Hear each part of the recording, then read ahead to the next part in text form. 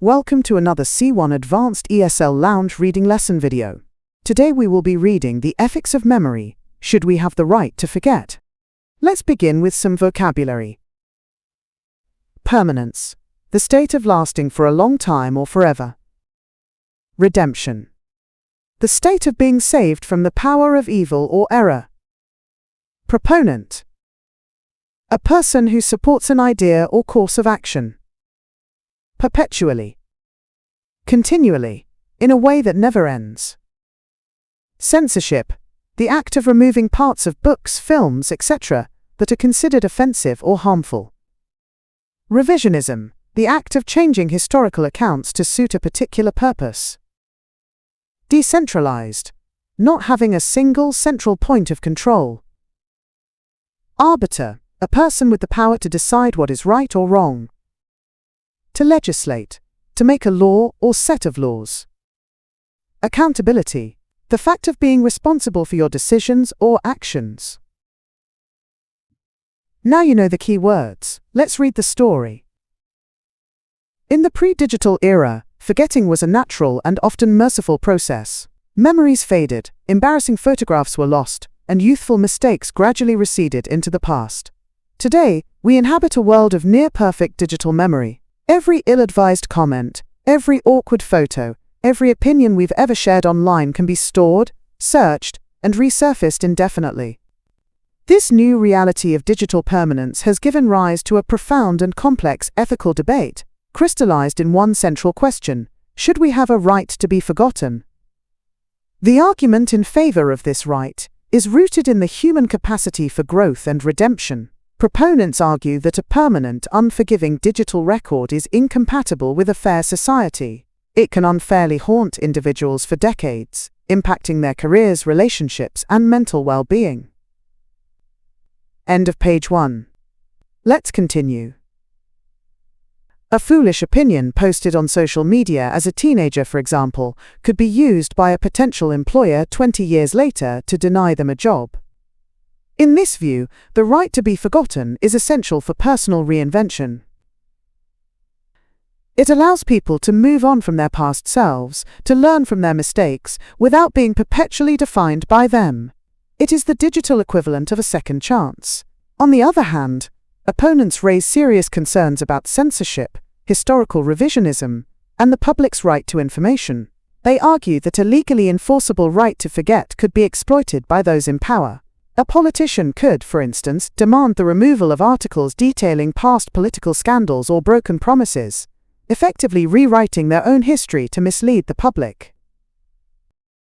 End of page 2. Let's continue.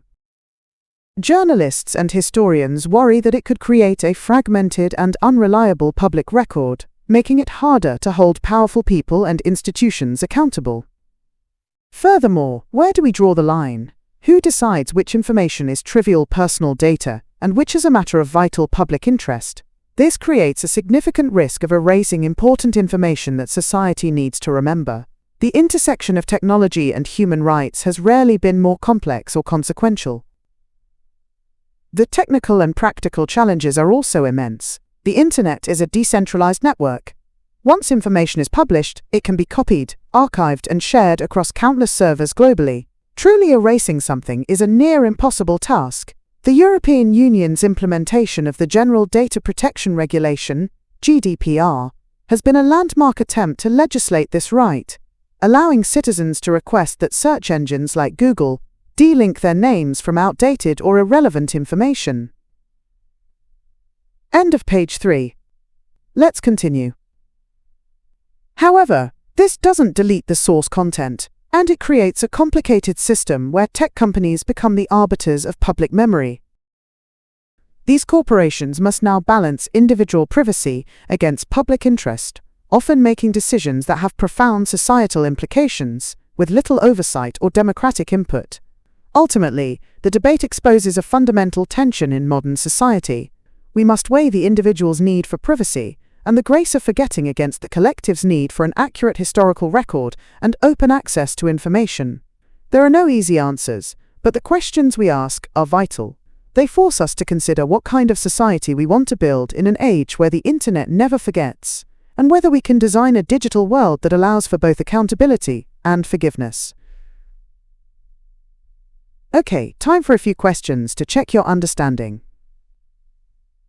Question 1. What is the central ethical question raised by the text? A. Whether digital information should be stored permanently. B. Whether personal reinvention should take precedence over the permanence of digital records. C. How tech companies can effectively balance privacy and public interest. D. Whether technology companies should have legal obligations to protect user privacy. Pause the video now to think about your answer. The correct answer is B. The text frames the debate around the question, should we have a right to be forgotten? Weighing the human capacity for growth against the permanence of digital records. Question 2. What is the main argument made by proponents of the right to be forgotten? A. That the possibility of personal evolution is compromised by an infallible digital memory. B. It helps to preserve a more accurate and reliable historical record. C. It is a useful tool for politicians to manage their public image. D. It makes the internet a safer and more secure network for everyone. Pause the video now to think about your answer. The correct answer is A. Proponents argued that a permanent, unforgiving digital record is incompatible with a fair society because it prevents people from moving on from their past. Question 3. What is a major concern raised by opponents of this right? A. It would be too expensive for governments to implement effectively. B. Its potential for abuse by influential figures. C. It would give too much power to individuals over large technology companies. D. It would slow down the internet by forcing companies to constantly delete data. Pause the video now to think about your answer. The correct answer is B.